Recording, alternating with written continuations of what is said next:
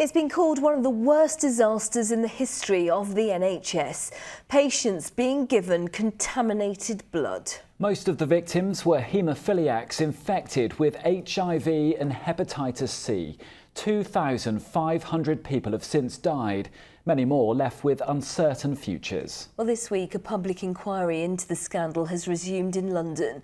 Heartbreaking testimonies from the families of men, women and children who have lost their lives. One of those infected, a mum of 3 from Farnham in Surrey, is desperately hoping answers will follow. She's been talking to Rachel Hepworth.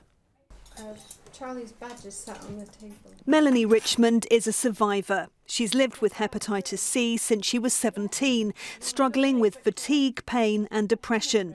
But her life fell apart when a doctor spoke to her at the birth of her second child. He stroked my baby's head and said that he was beautiful, but it was sad that I would never get to see him going to school.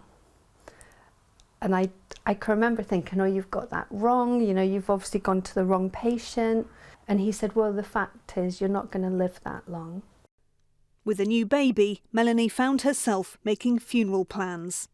It was awful. The children really suffered through that period as well, because I was trying to prepare them for losing their mum. It had a huge mental impact, not just on me, on the whole family.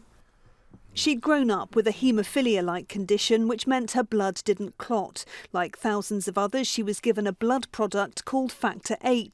But in the 1970s and 80s, it was made from plasma from overseas, some from drug users. At least 5,000 people in Britain were infected with hepatitis C or HIV. More than 2/3 of them have since died.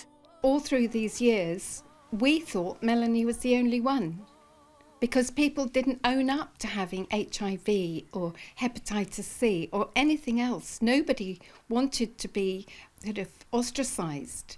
So we didn't know other people were affected in the same way. We've just struggled through it on our own. But as the scale of the scandal became apparent, so did the demand for a public inquiry. Campaigners hoping that at last they'll get answers and accountability.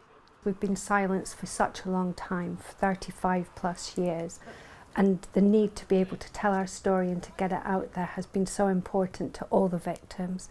We just feel that the time is right to start telling our stories.